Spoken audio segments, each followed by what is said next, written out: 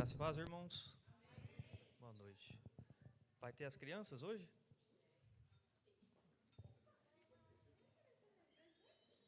Deus abençoe, viu?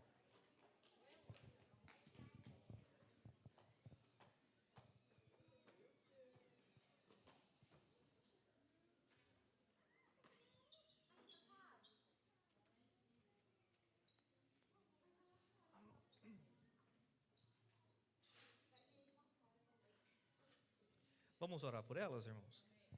Senhor Jesus, nós queremos te agradecer pela quantidade de crianças, não somente pela quantidade, mas pela qualidade com qual o ensino está sendo passado através dos nossos irmãos, as irmãs, que têm com muito prazer, muita disposição, colocado a palavra do Senhor, a sementinha no corações dessas crianças, que serão o futuro da igreja. Nós cremos que o trabalho não será em vão. Em nome de Jesus, nós queremos te pedir a bênção nessa escolinha. Amém. Deus abençoe. Glória a Deus, irmãos. É a primeira vez que eu vou fazer uma pregação, né? Na igreja em geral. Então,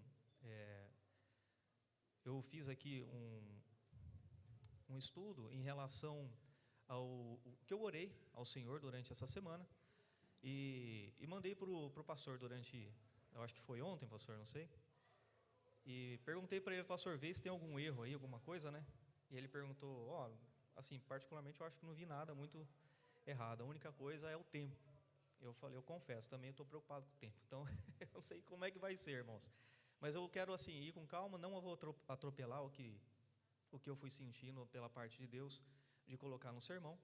E eu gostaria de iniciar já com um texto, lá em Gálatas. Por favor, abre suas Bíblias em Gálatas, no capítulo 2, e a gente vai ler os versos 19 e 20. Eu vou fazer uma pregação em cima desses dois versos, focando mais na parte da santificação, da crucificação que o homem tem com ele mesmo, né, para servir a Deus. Todo mundo está acompanhando? No verso 19 começa assim, Paulo fala aos Gálatas, porque eu, pela lei, estou morto para a lei, para viver para Deus. No verso 20, já estou crucificado com Cristo e vivo, não mais eu, mas Cristo vive em mim. E a vida que agora vivo, na carne vivo-a na fé do Filho de Deus, a qual me amou e se entregou a si mesmo por mim. Glória a Deus. Irmãos, nesse sermão eu queria apresentar para a igreja, né, de forma um pouco mais clara e objetiva. Se eu não conseguir, eu peço perdão pelos irmãos, mas a gente vai tentar. A gente vai tentar responder aqui nesses dois versos. Primeiro, quais são os passos que Cristo precisa para habitar em nós? O que a gente precisa fazer? E segundo, quais são os efeitos que Cristo estando habitando na gente, em nós, isso tem na nossa vida? Quais são os efeitos? Ele é visível ou é só interior? Terceiro, quais são os sinais que Cristo está habitando em mim, as obras? Quem mais, e a gente vai tentar responder aqui, quem é que mais vive em mim ou em você? Se é Cristo ou é eu mesmo? E os sinais de alerta que a gente tem sobre a vida cristã, Deus abençoe, meu caro, em relação a pouco Cristo e mais eu. Estou vivendo pouco Cristo, estou vivendo mais eu. Quais são os sinais de alerta? Que é uma vida de pouco santificação ou quase nada. E por último, eu quero deixar uma reflexão para a gente pensar a respeito do que a gente está vivendo nessa vida de santificação. Primeiro, irmãos, eu gostaria de começar com um texto que Jesus disse lá em Lucas, no capítulo 9, no verso 23. Ele fala o seguinte, e dizia a todos, se alguém quer vir após mim, negue-se a si mesmo e tome cada dia, a sua cruz e siga-me. Irmãos, essa parte que Jesus Cristo está falando para os discípulos, ele fala em relação a negar-se a si mesmo e tomar a sua cruz, e cada dia, tomar a cruz todos os dias e a segui-lo. Nós já sabemos que o processo de santificação, o processo de salvação, ele acontece pela regeneração, que é o novo nascimento, a justificação, que acontece junto, que é o perdão legal que Deus concede para nós, e aí vem a santificação, que é a transformação diária, mais a purificação das consciências das obras más. E aí, no fim, que a gente vai ter, que a gente espera, como está escrito no 1 Coríntios capítulo 15, ele inteiro, sobre a glorificação do nosso corpo. Então, quem planta corrupção, colhe corrupção e assim por diante. Então, a gente tem a glorificação no processo final.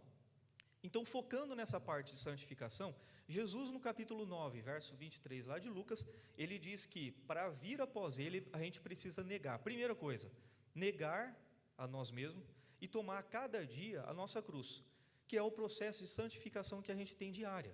Então, esse processo de santificação é o que vai levar a nós, talvez, possivelmente, um dia, dizer o que Paulo falou aos Gálatas, né? Não vivo mais eu, mas Cristo vive em mim.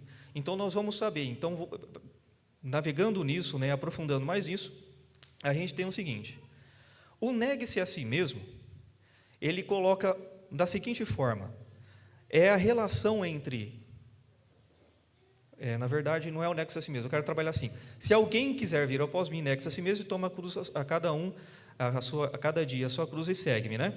Então, Jesus fala o seguinte: após mim, tem que negar e depois tomar a sua cruz. Então, tem uma regra. Então, se eu quiser ser discípulo dele, ou seja, se ele quer ser, se eu quero que ele seja o meu mestre, eu preciso fazer duas coisas: negar a mim mesmo e tomar a cada dia a minha cruz. A relação de discípulo e mestre, irmãos, eu gostaria de trazê-lo à seguinte reflexão. É uma relação entre discípulo e mestre, é uma relação muito íntima, que isso não vinha só na época de Jesus, era mais antigo. Então, eu busquei esse termo, né, em alguns outros documentos e algumas outras fontes, e existe, por exemplo, na visão budista, olha só o que eles falam entre relação entre mestre e discípulo. Eu vou ler aqui num site que chama Budismo Zen. Estou trazendo essas informações para mostrar para os irmãos que não é só uma informação aleatória que Jesus trouxe, isso era muito comum. E olha só o que a visão budista traz: a grande renúncia sobre mestre e discípulo. Esquecer-se de si mesmo é um dos requisitos para o caminho espiritual, e a obediência é uma grande ferramenta para isso. No mosteiro de treinamento, na hora em que acordávamos, a hora de dormir, apenas seguíamos o que nos era dito, um dia após o outro. Quando se busca a máxima liberdade, aquela que é alcançada quando olhamos nos olhos da verdadeira face da realidade, faz parte do processo abrir mão dos pequenos pontos de vista, das vaidades, dos orgulhos, morrer para si mesmo. Isso aqui é uma visão budista, antes de Cristo. E agora, olha só, um filósofo russo, Fyodor Dostoiévski, ele escreve no livro chamado Os Irmãos Karamazov. Ele traz uma reflexão sobre a iniquidade que nasce, são dois irmãos, um vai para um lado positivo e o outro vai para o lado negativo da coisa, né? Então, ele fala lá dos sermões, lá na página, se não me engano, 45, ele começa assim, ó: a relação entre mestre é quem absorve a tua alma, e a tua vontade a transforma na dele. Ao escolher um mestre, tu abdicas da própria vontade, cedendo-a a ela, em total obediência e resignação. O penitente suporta voluntariamente essa prova, esse duro aprendizado, na esperança, depois de longo estágio, de vencer a si próprio, de dominar-se a ponto de finalmente atingir, depois de ter obedecido por toda a vida, a liberdade perfeita. Isso é, a liberdade diante de si mesmo, evitando o destino dos que vieram sem se encontrar a si mesmo. Isso foi um filósofo russo, dos mosteiros que a gente tem de conhecimento da Rússia. Então, isso daqui que a gente traz são informações alheias à palavra de Deus, que é a relação entre mestre e discípulo. E agora eu pergunto, né? Eu faço uma reflexão em relação a Jesus. Será que o relacionamento entre mestre e discípulo é diferente? Ou ele se faz o mesmo ou até mais profundo? Porque quando o Dostoiévski ele coloca aqui, o mestre é quem absorve a tua alma e a tua vontade, é como se eu tirasse o meu eu e entregasse para outra pessoa. E esse mestre, nos mosteiros, eles poderiam fazer qualquer coisa de pedido que esse discípulo faria, independente do pedido. Esse mestre pediria, por exemplo, escala a montanha e volta, trazendo a flor que você se encontrasse no pico. Ele faria isso, por obediência, ele faria isso. Então, não era sempre que alguém entregaria como seu discípulo a um mestre. todos, quando entregariam e faziam esse juramento, eles arrancavam esse ego, esse eu, e entregavam para outra pessoa dominá-lo. Então, na relação entre Jesus Cristo e discípulos, mestre e discípulo, e nós, é o mesmo conceito, e até mais profundo, que nós vamos acompanhar aqui mais adiante. Isso é fazer-se discípulos de um mestre, que é discípulo de Cristo. Então, é arrancar o meu eu. E aí vem o próximo. Para eu ser discípulo de Jesus, ele fala que eu primeiro tenho que negar a mim mesmo. Então, ele concorda com o que já vem de conceito da cultura, mestres e discípulos. Então, negar a si mesmo é uma renúncia à ambição egoísta e entregar de alma ao mestre, ao Senhor. Então, eu arranco o meu eu e entrego para Cristo. Quando Ele me fala para fazer alguma coisa, eu não pergunto, eu faço. Quando Ele me manda fazer alguma coisa, eu não duvido, eu não questiono, eu não tenho incerteza, eu simplesmente tenho fé. Então, essa é a relação que nós temos com o discípulo e mestre, que é o nosso Senhor. Então, quando eu sou discípulo dele, a primeira coisa é renúncia. Eu não posso falar que eu sou discípulo de Cristo e não renunciar a mim mesmo. Segunda coisa é tomar a cada dia a cruz. E aí eu quero trazer uma relação de coisas que Jesus fez, que como nós, discípulos, nós não apenas fazemos o que Ele pediu para fazer, mas nós fazemos o que Ele fez. E é exemplo. Então, Ele não apenas é um mestre, como os mosteiros que eu trouxe aqui, que faço o que eu falo, não faço o que eu faço. Faço o que eu digo e não faço o que eu faço. Não, Cristo foi o verdadeiro exemplo. Então, Ele veio, mostrou para nós o que nós temos que fazer. Então, isso depois de negar a nós mesmos e transformá-lo Ele como mestre da nossa vida, o que a gente tem que fazer? Então, a cada dia a cruz não é o cônjuge, né, irmãos? Né? Isso aí eu acho que é a minha cruz, é o meu marido, a minha esposa, ou é meu vizinho barulhento, nada disso. A cruz é nós mesmos. E olha só o que Cristo fez. Ele primeiro suportou o sofrimento. Em 1 Pedro 2,21 fala o seguinte: porque para isso somos chamados, pois também Cristo padeceu por nós, deixando-nos o exemplo para que sigais as suas pisadas. Ou seja, se Ele padeceu por nós, qual que é o nosso objetivo? Se a gente precisa seguir o nosso mestre, qual que é o nosso objetivo como discípulo? Seguir os passos dele, que é suportar o sofrimento. Sofrer por Cristo e pelo Evangelho é a maior glória e privilégio que o crente pode ter na terra. O sofrimento é chamado de sofrimento segundo a vontade de Deus. Não é um sofrimento alheio, um sofrimento em vão. Todo sofrimento dado por Deus é um sofrimento que a própria palavra fala que é segundo a vontade de Deus. E Jesus chama esse sofrimento de bem-aventuranças. E nós somos bem-aventurados em sofrer por amor a Ele e pelo Evangelho. E quando nós suportamos ao sofrimento, nós alcançamos a maturidade espiritual, como está escrito em Hebreus 2,10.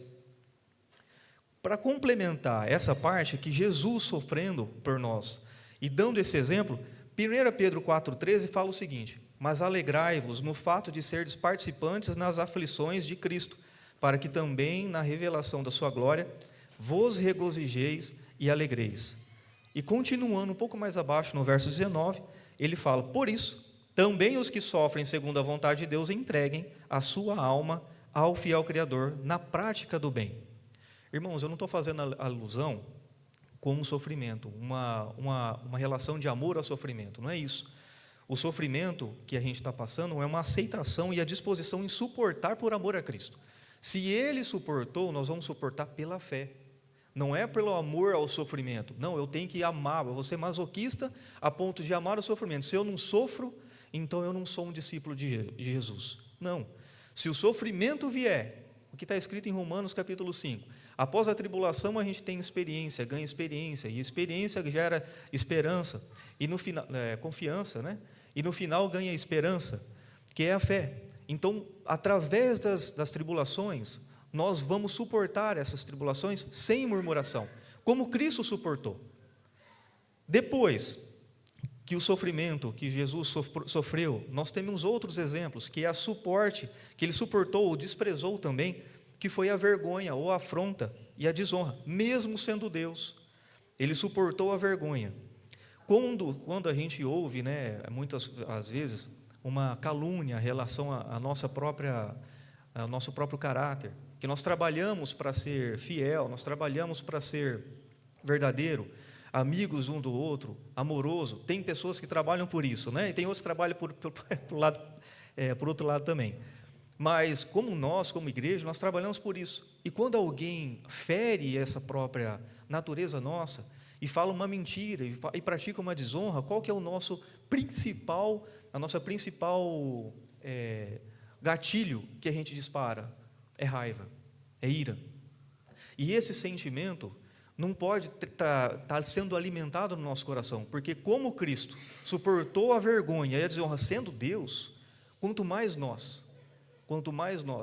é um falatório mau, é um olhado mau, tudo isso, irmãos, se Deus suportou como exemplo, nós sendo discípulos dele, que entregamos o nosso eu, o nosso ego para Cristo, quando nós fazemos isso, nós estamos declarando: Senhor, tudo que o Senhor fez, tudo que o Senhor pediu para nós fazer, o que o Senhor suportou, eu vou fazer também. Não é por mim, é porque o Senhor falou, e pela fé eu vou fazer. Apesar de sofrer vergonha, afronta ou desonra, e Jesus também sofreu zombaria e blasfêmia. Em Marcos 27, do 39 ao 40, está relatado que os que iam passando blasfemavam contra ele sendo já crucificado, já estava no madeiro da cruz. Os que iam passando embaixo blasfemavam contra ele e, balançando a cabeça, diziam: Ei, você que destrói o templo e em 3 dias o reedifica, salva-te a ti mesmo, se é o Filho de Deus, e desce da cruz. Quantas vezes nós não ouvimos: se você é crente, por que você não faz tal coisa? Por que você está passando por isso? Se você é crente, por que a tua casa está nessa pé de guerra? Por outros motivos, a não ser o nosso mesmo. Por se você é crente, por que você ainda não alcançou aquilo que você tanto ora? A tua oração não tem força? Às vezes, irmãos, a gente olha para Cristo, a gente quer espelhar só nos momentos bons dele. Então é fazer um milagre, é receber uma honraria. Só que isso daí, na verdade, foi só um pontinho daquilo que ele realmente provou para nós. Tudo que ele passou foi de exemplo, foi para mostrar para nós o que ele fez e o que ele deixou. Ele ensinava, ele não deixava tudo o que ele fazia, ou todo o conhecimento que ele tinha, ele não deixava retraído para ele. Ele ensinava os discípulos e ainda achava ruim quando os discípulos não tinham fé suficiente. Como naquele caso que o pastor pregou, numa das pregações, na tribulação que estava no mar. Quando os discípulos foram acordar ele não acordou: ainda bem que vocês fizeram a coisa certa. Louvado seja Deus, vocês fizeram a coisa certa. Não, eles ficou bravo com ele, por homens de pouca fé, porque isso ainda sois tão tímidos. Então ele ensinava. Então essa parte da zombaria e da blasfêmia, ele suportou. Então, com fé, irmãos, nós também devemos suportar, como um discípulo dele. Nesse momento, Jesus estava derramando o seu sangue para dar a salvação, enquanto eles blasfemavam embaixo, para aqueles que estavam debochando, zombando o seu nome. Nós podemos também suportar tais atitudes do nosso próximo? Do irmão que está sentado do teu lado, ou aquele que está lá fora, o seu vizinho, ou numa briga de trânsito, uma discussão do trânsito, né? A gente não pode chegar no ponto de ser briga, uma discussão de trânsito. Jesus também, ele rejeitou e suportou a reprovação ou a rejeição, mesmo ele sendo verdadeiro, mesmo ele sendo Deus, mesmo ele pregando a verdade. Muitos iam e criticavam o que ele pregava, e criticavam, zombavam dele, rejeitando ele. Em 1 Pedro 2,4 fala o seguinte: E chegando-vos para ele a pedra viva, reprovada na verdade pelos homens, mas para com Deus eleita e preciosa. Essa chega muitas vezes, irmãos, a questão do questionamento interno. Será que as pessoas perguntam para nós: essa tua fé, ela não é em vão? Às vezes a gente passa por situações que a gente não sabe se a nossa fé está sendo em vão ou ela está sendo verdadeira. Só que quando a gente entrega o nosso ser, esse questionamento não cabe mais, ele não tem mais lugar no nosso coração, porque nós temos tanta certeza, como Cristo teve certeza do que ele estava pregando, que nós não vamos duvidar. Pode virar de cabeça para baixo o mundo, pode qualquer coisa acontecer do nosso lado, que a gente vai olhar para o nosso coração e ver Cristo lá dentro, como Jesus falou, como Paulo falou: não vivo mais eu, mas é Cristo que vive em mim. Não estou falando por mim. E ele não falava isso da boca para fora, numa figura de linguagem. Ele falava justamente porque isso aconteceu. Em Romanos 6 fala que nós morremos, nós somos batizados na morte de Cristo. Ou seja, quando Paulo fala isso, Não é simplesmente uma figura alegórica, como a gente faz muitas vezes no nosso dia a dia. Não, realmente nós pegamos o nosso eu, tacamos no buraco e vivemos agora uma novidade de vida.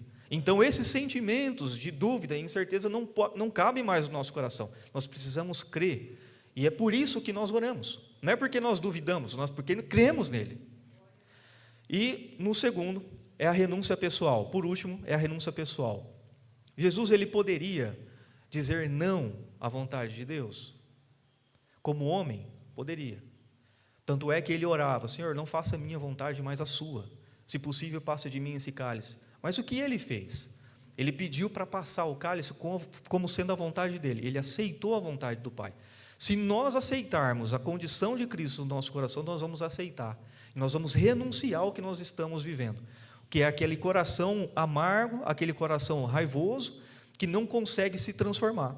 Mas que Cristo, a hora que Ele entra no nosso coração, como Ele fez na oração do monte, pedindo para o Pai: se possível, passa de mim esse cálice, mas, todavia, seja feita a Tua vontade. A nossa oração muda. A gente vai clamar: Senhor, se possível, não deixa essa doença, não deixa esse diagnóstico ser verdadeiro, não deixa isso chegar a ser verdade, se concluir. Mas, todavia, seja feita a Tua vontade. E Deus vai fazer a Tua vontade dEle. E quando Ele fizer a vontade dEle, nós vamos olhar: foi bom. A bondade de Deus e a justiça de Deus, ela é insondável. Então, o que nós pensamos como homens é diferente do que Deus pensa. E é por isso que nós precisamos, se nós somos discípulos dEle, não questionar. Simplesmente viver, sem murmurar. Como em Filipenses 5 fala: dando glória a Deus. Em tudo, dai glória a Deus. Tudo isso que foi apresentado até aqui, meus irmãos, foi que o Jesus fez e o que nós precisamos fazer para ser os discípulos. Talvez, se a gente insistir muito, fazermos com que a nossa carne pisar na nossa carne, pisar no nosso sentimento ruim, e conseguirmos todos os dias, um dia após o outro, pegar a nossa cruz e colocar ela debaixo do nosso braço, talvez um dia a gente possa falar: e vivo não mais eu, mas Cristo vive em mim. Será que nós estamos preparados? Como que é uma vida com mais Cristo em mim e menos eu? Como é Cristo mais em você e menos você? Porque uma coisa lembra-se, quando a relação de mestre e discípulo acontece, ela não acontece só com a boca para fora. Quando você abdica de você mesmo, você não é dono mais de você. Você tem um dono. E esse dono, ele tem um nome. E esse nome, ele vai te revelar quais são as suas obras. Quais são as obras de uma pessoa que vive mais Cristo e menos eu? Primeiro, ele luta até o fim contra o pecado. É uma pessoa que não vai desistir. Ela vai lutar. Como Paulo usa a palavra de militar em relação à guerra, ele vai se preparar, lutar todos os dias contra o pecado. Segundo, luta todos os dias contra Satanás e os poderes das trevas. Então ele não negligencia o poder de Satanás. A gente tem o poder de orar, como está escrito em Tiago 4,7, se eu não me engano, para resistir ao Satanás e ele vos fugirá de vós. Mas ele não negligencia. Aquele que vive mais Cristo e menos ele não negligencia o poder de Satanás e os seus poderes. Terceiro, sofre a vergonha ou a desonra, o ódio e o escárnio do mundo e não murmura. Ele padece e ele suporta. Quarto, faz boas obras, dá bons testemunhos. É isso o que a gente vê numa pessoa que vive mais Cristo. Não fica, irmãos, quando a gente olha para uma pessoa que a gente vê algum ponto que, será que, meu Deus, a gente olha, tem alguns pontas soltas que a gente, olha, será que realmente meu Deus, irmãos, isso não é um bom testemunho. O testemunho agradável é aquele que cheira longe. O testemunho agradável das boas obras é o que a gente não é. A crítica, ela não vem pelo que a gente faz. Ela vem pelo que o irmão fez em relação à inveja. A crítica vem pela inveja. E não pela ponta solta que a gente está deixando. Quando a gente está vivendo uma vida alheia à vontade de Cristo, parece que as coisas vão andando de bom a melhor. Só que quando o nosso irmão do banco começa a se escandalizar, a gente não consegue ouvir. E esse mau testemunho a gente não consegue apagar da memória daqueles que escandalizou depois. Então a gente precisa tomar cuidado. Aquele que vive mais Cristo e menos eu, dá bom testemunho e praticam boas obras. Em sexto, são humildes e não têm soberba. A tudo o que faz em relação à realidade. Se ele sabe que ele é melhor do que a pessoa, ele sabe que é melhor da pessoa e não vai humilhar. Se ele sabe que é mais baixo que a pessoa em relação ao conhecimento ou qualquer outra coisa, ele sabe que é menor que a outra pessoa, e a pessoa que sabe que é maior, não vai humilhar também. Então, a realidade em relação à humildade, eles não praticam a soberba. Sétimo, eles são mansos e não são selvagens ou indomáveis. O famoso personalidade forte que a gente usa para maquiar, que é a selvageria ou que a gente não consegue domar o coração da pessoa. Por quê? O coração não foi transformado, a pessoa não morreu ainda. Ela precisa matar o ego dela para ser transformado. Oitavo, eles têm fé, não duvidam ou vivem de incerteza. A incerteza é um ponto problemático para quem vive menos Cristo. A certeza é um ponto positivo para quem vive mais Cristo. Quando eu tenho mais Cristo no meu coração, quando Cristo vive mais em mim, eu não tenho dúvida. Eu não nego aquilo que Cristo falou na palavra, aquilo que Deus deixou escrito. Se está escrito não temais, eu não vou temer. Se está escrito segue para a direita, eu vou seguir para a direita. Eu não vou duvidar. Mesmo eu sabendo, Senhor, desse lado vai ter uns precipícios meio estranhos. Só vou. Eu não pergunto. Eu simplesmente vou. No nono, não buscam os próprios interesses, mas o do seu próximo. Irmãos, essa parte é importante, porque eu gostaria de tratar a respeito do cumprimento da lei. Porque quando Paulo falava que não vivia mais ele, mas vivia Cristo nele, ele declarava para todos. Os irmãos podem ler, os irmãos já leram o Novo Testamento, e sabem as obras que Paulo fazia. Ele não fazia por ele mesmo, ele fazia buscando o amor ao próximo. Então, quando ele cumpre ali, ele fala lá em Romanos 8, no Romanos 13, nos versos 8 e 10, ele fala que cumprir a lei é amar o próximo. Não adulterar, não matarás, não fornicarás, não cobices, não furte. Esses mandamentos que Jesus deixa, que Deus deixa no Monte Sinai, o cumprimento dele é amar o próximo. Se eu não amo o meu próximo, eu já aniquilei a lei. Quando Jesus veio e fala, eu vou cumprir a lei, no madeiro da cruz ele cumpre a lei amando o próximo. O nosso maior exemplo é o sacrifício ao amor ao próximo. Se eu tenho mais Cristo e não amo o meu próximo, tem alguma coisa estranha. Se eu falo que eu estou vivendo a graça, que eu estou vivendo a fé, mas eu faço as coisas para denegrir a imagem do próximo, não ajudar o próximo. Eu pego aquele verso de Gálatas 5, verso 1, que fala que eu tenho a liberdade em Cristo, e eu escandalizo o meu irmão pela liberdade, defendendo a minha liberdade que eu tenho, eu não estou amando o meu próximo. Se comer carne escandaliza aquele que só come verdura ou legumes, eu não vou comer carne. Então, o cumprimento da lei, para quem ama Cristo, para quem vive Cristo, para quem é discípulo do Mestre de Cristo, é amar o próximo. Tudo se cumpre nisso. Ele fez o sacrifício, o maior sacrifício, na cruz, dando o maior exemplo, que é o exemplo que a gente precisa ter, que era amar o próximo. Cristo cumpriu a lei para manifestar o seu amor através do sacrifício. O maior sinal de vida com Cristo é a vida em sacrifício por amor ao próximo. E um dos verdadeiros motivos, que Cristo deixa para a gente pregar o Evangelho é justamente por amor ao próximo. Quando a gente deixa de pregar o Evangelho, a gente está simplesmente negligenciando o próximo. É no elevador, é num bom dia, em qualquer lugar, em qualquer ocasião. Não pregar o Evangelho é a gente negligenciar o amor que nós deveríamos ter como os discípulos do nosso Mestre ao próximo. Jesus, ele cumpriu 3 anos de ministério pregando o Evangelho. Paulo, depois que ele foi ressuscitado, vamos dizer assim, nascido de novo, ressuscitado não, nascido de novo, ele queria já começar a pregar o Evangelho, não teve, mas ele viveu o Evangelho, ele pregava o Evangelho, em todos os lugares que ele ia, ele pregava o Evangelho. Agora, irmãos, eu queria tratar em relação aos sinais de alerta que nós precisamos ter. nós tratamos que todos os que seguem a Cristo e que arrancam o seu ego e entregam para Ele, e falam: Senhor, guia o meu coração, Ele é o seu, não sou mais eu, agora é o Senhor em mim. Ele tem todas essas qualidades. Agora, os sinais de alerta que nós temos para uma vida aqui, sinais de menos Cristo e mais eu, significa que o meu eu, ele não está tão morto assim. Que Cristo está ou diminuindo ou ele não existe. É um sinal de alerta grave. Primeiro, que eu consegui pensar em relação a isso foi falta de amor. Difícil de perdoar e fácil de guardar rancor.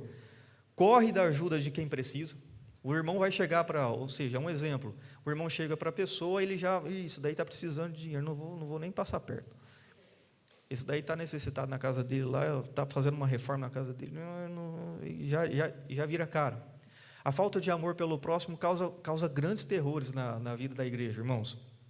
Fica remoendo o passado. Vira e mexe, uma música que era para ser de louvor, para agradar ao Senhor Jesus, fica autoflagelando em relação de tendo autopiedade. Ah, coitado de mim, olha eu como que eu sou tão, meu Deus, eu sofro demais. Isso não é amar. Porque se a gente arrancou o meu eu e entregou para Cristo, quem é que está vivendo em você? Não é mais você. É Cristo que já foi justificado, você já está justificado. Remoer o passado não vai entregar coisas novas, só vai entregar coisas velhas. Segundo, buscam os próprios interesses. A lei para esses é ser feliz. Eu faço porque eu quero, eu faço porque é para eu ser feliz, eu não faço porque eu quero fazer o outro feliz, eu não faço porque eu quero fazer a pessoa melhor, numa ocasião melhor. Não, eu estou fazendo isso porque eu quero ser feliz. Eu quero me ver bem. Eu nunca vou buscar o interesse do próximo.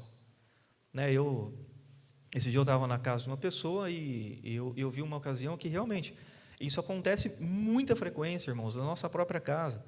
Por exemplo, a gente estava em família e uma das pessoas levantou, a mesa não estava para ser posta ainda, não estava posta.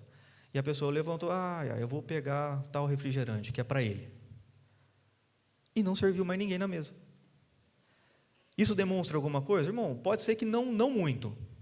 Mas se a pessoa realmente estaria preocupada com as outras, será que ela faria isso? É um dos sinais. E a gente pode trazer vários sinais. Eu poderia passar a noite aqui no que não esgotaria os sinais. Outra, casar, uma das coisas que eu vejo, eu vou casar com tal pessoa porque eu vou ser feliz. Irmão, é difícil isso daí, A gente tem que casar para fazer a outra pessoa feliz. Quando a gente entende, quando o casamento une duas pessoas, e essas duas pessoas não são mais de Cristo, na verdade uniu Cristo. Certo? Não são mais o fulaninho e o fulaninha. É Cristo e Cristo. Qual o problema vai ter aqui? Nada. Só que é sempre assim? Não. Então, quando diminui Cristo, aí fica aumentando o eu. Mas você não lavou essa roupa direito. Mas a minha... sei lá, eu não vou começar a dar exemplo para falar que estou cutucando alguém. Não é isso. Mas, irmãos, acontece demais isso. O sacrifício no trabalho para ganhar honra, eu só vou trabalhar para ganhar honra, reputação, mas eu não vou fazer isso por causa da minha família. Não, na verdade ele fala que está fazendo pela família, mas lá no fundo é para ele ganhar reputação no chefe, uma honraria, alguma outra coisa, certo? Terceiro, ele é indiferente às necessidades. Ele passa na frente da coisa que está acontecendo lá, está todo mundo se estrepando para fazer, e ele não tem um coração de chegar lá e fazer. Não sente nada por aquilo. Quantas vezes a gente vê isso? Em casa, ou na igreja, ou na rua, a pessoa, várias vezes, está com o pneu furado. A gente não costuma passar e falar: não é problema meu mesmo, tchau imenso. Não é assim? Só que quando a gente ama a pessoa, por que a gente se dói por um filho e não dói por um desconhecido? Qual que é o sentido disso? Porque a gente não ama, irmão. Falta amor no nosso coração. A gente dói por uma pessoa que é conhecida, mas o outro que é desconhecido, que se lasque. Não é assim? Não move uma palha para ajudar ou fazer aquilo que precisa, mesmo vendo.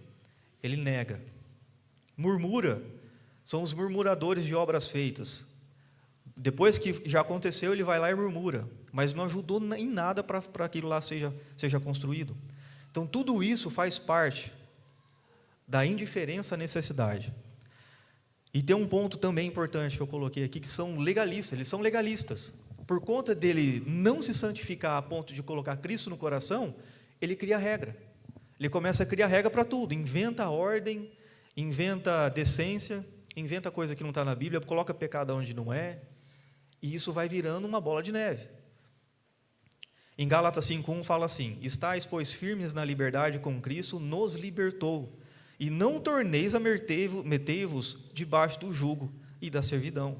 Então, quando a gente tem liberdade em Cristo, a gente não pode ser mais legalista. Nós já fomos justificados por Ele. Então, quando eu começo a ver que em mim está brotando, falar, muita maquiagem, isso daí não é de Deus, não. Está indo muito na academia, isso daí. Irmão, quando isso começa a brotar no meu coração, eu preciso ver. Será que é Deus falando ou sou eu mesmo que está crescendo? Aí está faltando oração, está faltando uma vida de santificação com Deus. Outro ponto, que é um ponto de alerta. Por não viver pela fé, vive fugindo da realidade.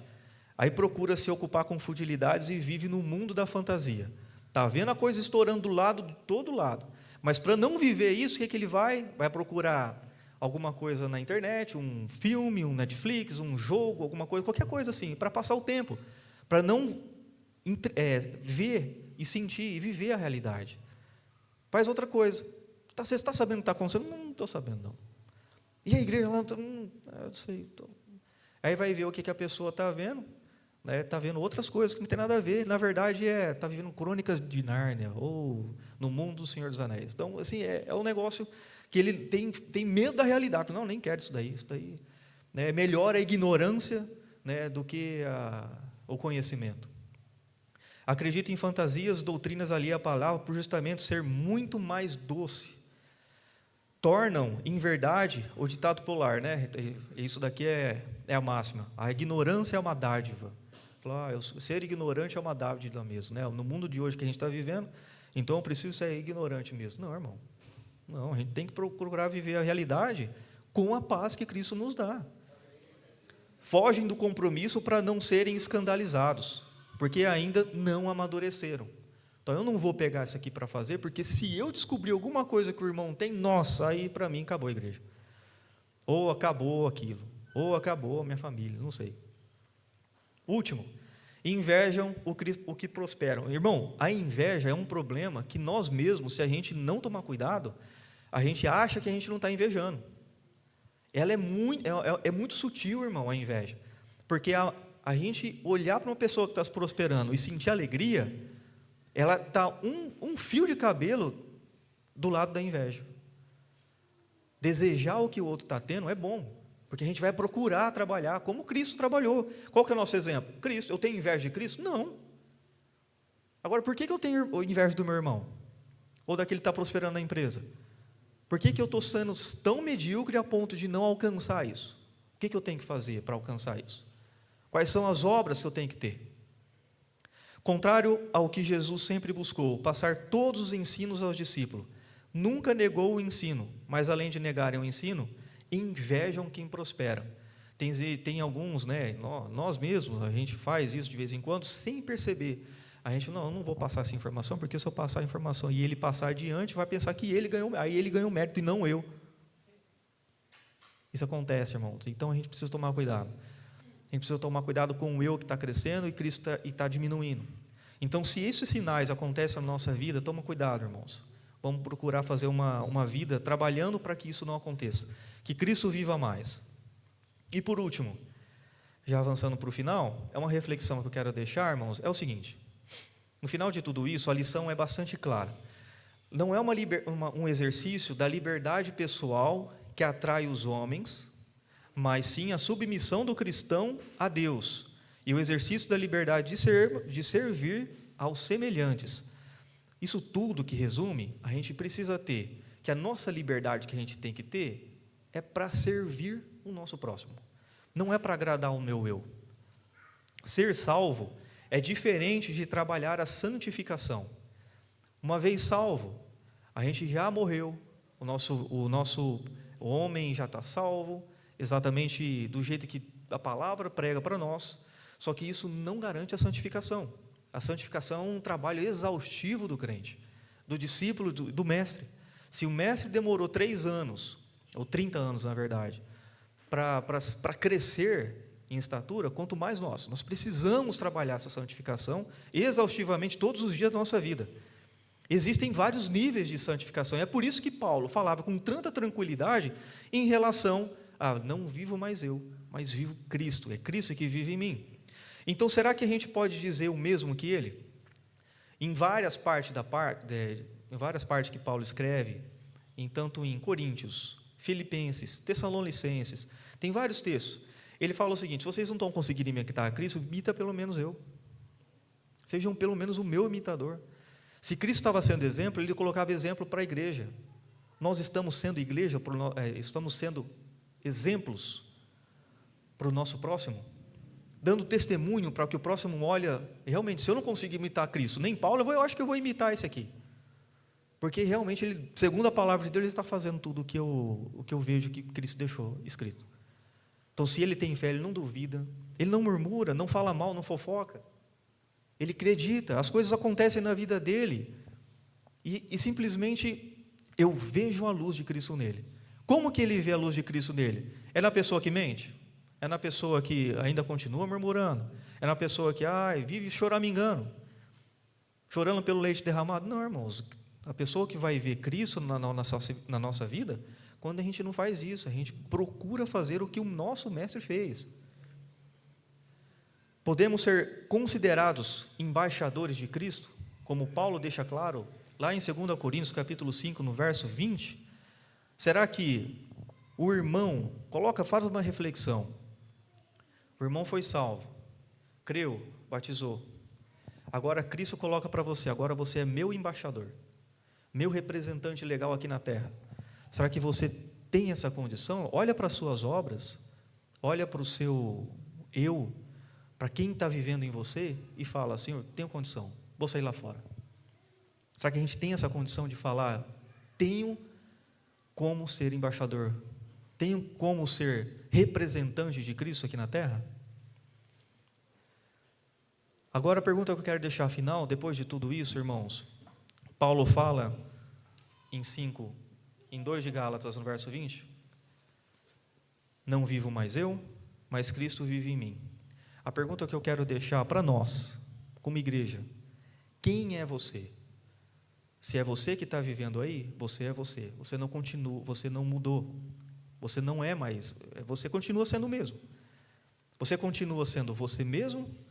Ou é que Cristo que está crescendo cada dia mais, e a pessoa que está vendo você, está vendo não mais você, mas Cristo nela? A ponto de você não precisar falar mais. Porque Paulo, quando ele declara isso, ninguém foi questionar: Paulo, mas e aquilo lá que você fez? Não. Quando Paulo declara isso, todo mundo abaixa a cabeça e realmente nós precisamos mudar. E ele fala com uma igreja problemática, uma igreja que estava vivendo o abandono da fé. Não vivo mais eu, mas é Cristo que vive em mim. Uma última mensagem que a gente precisa ter, uma reflexão é: o que eu preciso fazer para trabalhar mesmo com força? Paulo fala muitas vezes, usando a palavra trabalho, braçal, como se fosse algo muito resistente e doloroso e arduoso, que é trabalhar para a santificação. O que eu preciso fazer mais para me santificar mais? Porque quando eu morro, irmãos, quando a pessoa morre, o meu eu morre, os meus desejos, eles são sufocados pelo Espírito. Eu não tenho mais os mesmos desejos. Se eu tenho os mesmos desejos que eu tenho outrora, então não está crescendo mais o Cristo em mim. Tá? O meu eu ainda não morreu. Os mesmos desejos têm que morrer. Eles têm que ser sufocados. Não quer dizer que eu não estou salvo, mas a santificação é um processo que, se ele não tomar cuidado, irmãos, a gente pode perder essa dádiva, que é a graça de Deus. Essa é a mensagem que eu queria deixar para os irmãos hoje. Eu confesso que durante a semana eu gostaria de trazer outros textos, irmão, mas sempre me vinha isso daqui em mente. Então, realmente é o que teve para hoje, irmão. Deus abençoe a todos.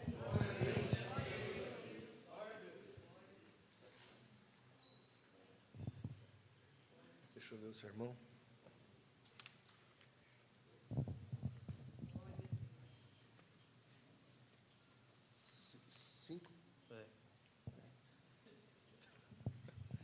A hora que ele mostrou o sermão, eu dei uma olhada, eu falei, bom, você vai pregar o mês inteiro? Mas aqui é só um sermão, né?